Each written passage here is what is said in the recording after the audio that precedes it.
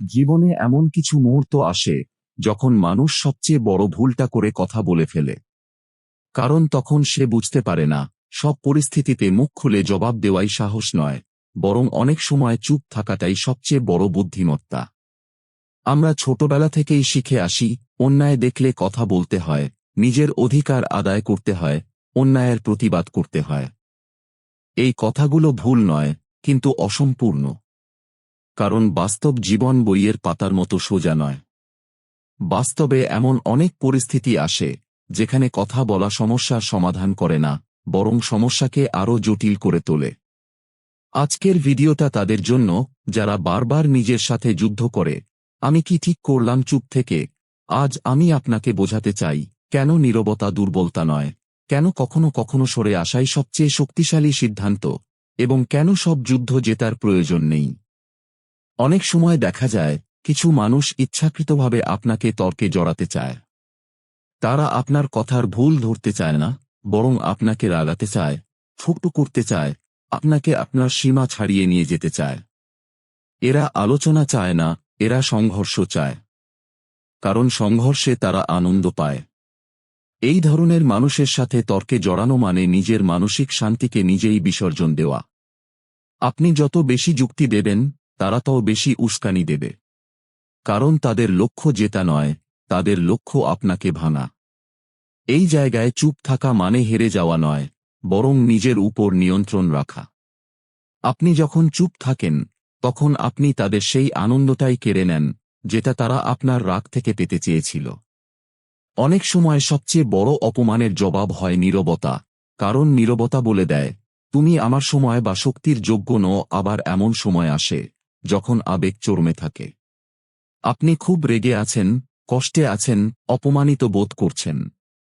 এই অবস্থায় মুখ খুললে মুখ থেকে যা বের হয়, তা হৃদয়ের কথা নয়, তা হয় ক্ষতের আর্তনাদ। আবেগের বশে বলা কথা কখনোই সুন্দর হয় না, কখনোই গঠনমূলক হয় না। পরে যখন মাথা ঠান্ডা হয়, তখনই মানুষ সবচেয়ে বেশি অনুশোচনা করে, আমি যদি তখন একটু চুপ থাকতাম। বাস্তবতা হল, রাগের মাথায় নেওয়া সিদ্ধান্ত জীবনে সবচেয়ে বেশি ক্ষতি করে। তাই সেই মুহূর্তে চুপ থাকা মানে কাপুরুষতা নয়, বরং নিজের ভবিষ্যৎকে বাঁচানো। নীরবতা আপনাকে সময় দেয়, নিজেকে সামলে নেওয়ার সুযোগ দেয়, যাতে আপনি এমন কিছু না বলেন যা আর কখনো ফিরিয়ে নেওয়া যাবে না।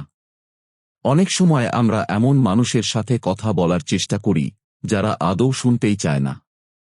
তারা আগে থেকেই সিদ্ধান্ত নিয়ে বসে থাকে যে আপনি ভুল, আপনি অযৌক্তিক, আপনি গুরুত্বহীন।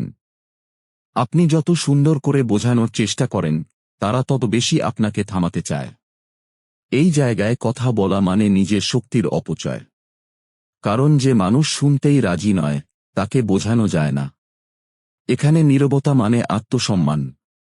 নিজের যুক্তি প্রমাণ করার জন্য আপনাকে সবার সামনে দাঁড়িয়ে থাকতে হবে, এমন কোনো নিয়ম নেই। কিছু দরজা আছে যেখানে একবার কড়া নাড়লেই বোঝা যায়, ভেতর থেকে কেউ খুলবে না। সেখানে বারবার আঘাত করলে কেবল আপনার হাতেই ব্যথা পাবে। কিছু সম্পর্ক থাকে যেগুলো আর ঠিক হয় না। আপনি বারবার চেষ্টা করেন, ছাড় দেন, বোঝাতে চান, কিন্তু প্রতিবারই ফিরে পান অবহেলা, অপমান আর কষ্ট। সমাজ আমাদের শেখায়, সম্পর্ক মানে ছাড় দেওয়া, মানিয়ে নেওয়া। কিন্তু কেউ বলে না, কতবার ছাড় দেওয়া আত্মসম্মান ধ্বংস করে দেয়। সব সম্পর্ক বাঁচানো যায় না, আর সব সম্পর্ক বাঁচানো উচিতও নয়। কিছু সম্পর্ক ধীরে ধীরে বিষে পরিণত হয়, যেগুলো আপনার মানসিক স্বাস্থ্য, আত্মবিশ্বাস আর জীবনের আনন্দ কেড়ে নেয়। এই জায়গায় চুপ থাকা মানে নিজেকে বাঁচানো, আর সরে আসা মানে নিজের মূল্য বোঝা। সম্পর্ক টিকিয়ে রাখার দায়িত্ব একার নয়। যেখানে সম্মান নেই, সেখানে উপস্থিত থাকা কোনো মহান কাজ নয়। আবার কখনো কখনো আপনার কথাই অন্যের জন্য ক্ষতির কারণ হতে পারে। সত্য সব সময় সুন্দর নয়। কিছু সত্য এমনভাবে বলা হলে তা মানুষের মনে গভীর ক্ষত তৈরি করে, যা কখনো শুকায় না। আপনি হয়তো ঠিক, আপনি হয়তো জানেন বাস্তবতা, কিন্তু প্রশ্ন হল, এই সত্য বললে কি পরিস্থিতির উন্নতি হবে? যদি না হয়, যদি তা কেবল কাউকে ভেঙে ফেলে, তাহলে চুপ থাকাটাই বড় মানুষ হওয়ার পরিচয়। মহানুভবতা মানে সবসময় সত্য বলে দেওয়া নয়, মহানুভবতা মানে কখন কোন কথা বলা উচিত আর কখন বলা উচিত নয় তা বোঝা। আমাদের জীবনের আরেকটা বড় শত্রু হল ইগো। আমরা অনেক সময় তর্কে জড়াই সমাধানের জন্য নয়, বরং নিজেকে ঠিক প্রমাণ করার জন্য। আমরা চাই সবাই জানুক আমিই সঠিক। কিন্তু এই ইগোই ধীরে ধীরে আমাদের একা করে দেয়। সম্পর্ক ভাঙে, দূরত্ব তৈরি হয়, মানসিক শান্তি নষ্ট হয়। বাস্তবতা হল, সব সময় ঠিক হওয়া জীবনের লক্ষ্য নয়। জীবনের লক্ষ্য হওয়া উচিত শান্ত থাকা, সুস্থ থাকা। যে মানুষ নিজের ইগোকে পাশে সরিয়ে রাখতে পারে, সে মানুষ জীবনে অনেক দূর এগিয়ে যায়। নেতিবাচক পরিবেশেও চুপ থাকা সবচেয়ে বুদ্ধিমানের কাজ। যেখানে সারাক্ষণ অন্যের সমালোচনা, নিন্দা, অভিযোগ আর হতাশা, সেখানে বেশি সময় কাটালে আপনি না চাইলেও সেই নেতিবাচকতার অংশ হয়ে যাবেন। কিছু পরিবেশ আছে যেগুলো ধীরে ধীরে মানুষকে বিষাক্ত করে তোলে। সেখানে চুপ করে সরে যাওয়া মানে নিজেকে রক্ষা করা। সব জায়গায় নিজেকে মানিয়ে নেওয়াই বুদ্ধিমত্তা নয়, কোথা থেকে সরে আসতে হবে তা জানাটাই আসল বুদ্ধিমত্তা। আর সবচেয়ে গুরুত্বপূর্ণ বিষয়, নিজের সীমানা। আপনি যদি পরিষ্কারভাবে নিজের সীমা জানিয়ে দেন, আর তারপরও কেউ তা বারবার লঙ্ঘন করে, তাহলে সেখানে তর্ক করে লাভ নেই। কারণ যে মানুষ আপনার সীমানা মানে না, সে আপনাকে সম্মানও করে না। এই জায়গায় চুপ করে সরে আসা মানে নিজেকে ভালোবাসা।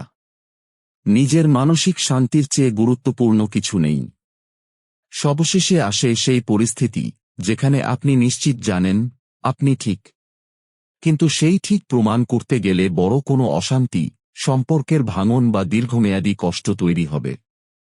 তখন প্রশ্নটা আমি ঠিক কিনা নয়, প্রশ্নটা এই ঠিক হওয়ার দাম কত।